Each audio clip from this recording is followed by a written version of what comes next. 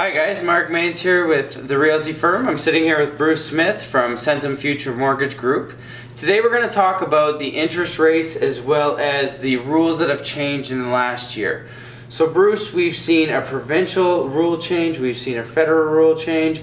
Over the course of the year we've seen 3 interest increases. What's going on with the market right now? How has that affected people getting mortgages? And then we'll talk about what you see the future being, because I've heard that there's going to be a couple more interest rate increases this year. Okay, well, let's first talk about what's happened in the past. So within the last year, there's been 3 quarter-point rate increases back in July, September, and January of this year.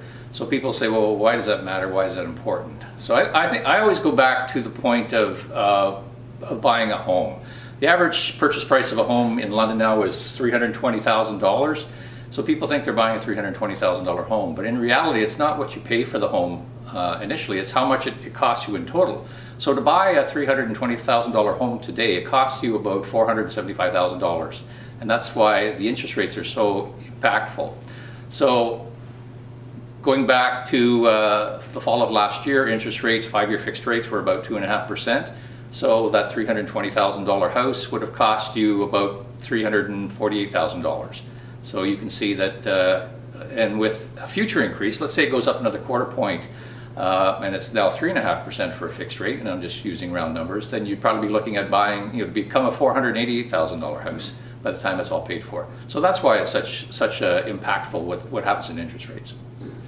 Okay, so you talk about the impact of another increase. Now, as I said, I've heard that there's supposed to be 2 more interest increases over this year. What validation is there to that? Is that speculation right now? Do you think it's going to happen?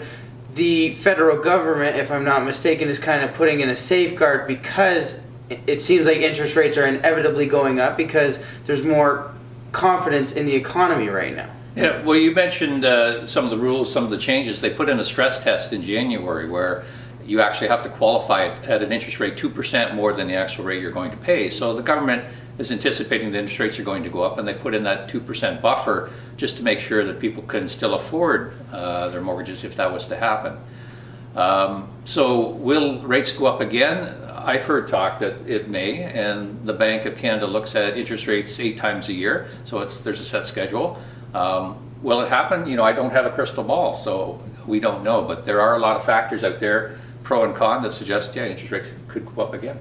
Okay, great. Do you have anything else to add on the subject? I don't think so. It's just a lot of things that happen in terms of Canada's economy. It's controlled by factors outside of Canada, or outside of London. So what happens in London really has no impact on your interest rates. We're looking at things like inflation. So minimum wage has been increased recently, so that leads to inflation. So that would suggest the government would want to increase interest rates to try to, put a hold on inflation. You look at immigration to the city, immigration to the country, that impacts supply and demand, which is going to impact housing prices. You look at things like the NAFTA negotiation, with the stroke of a pen, manufacturing in Southwest Ontario could be wiped out. So these are all things that, and there's many more factors that could impact, what happens in the housing market moving forward. Okay.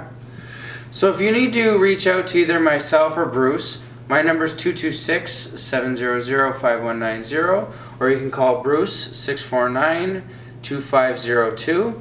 Call us anytime, and we hope you have a great day. Thanks so much.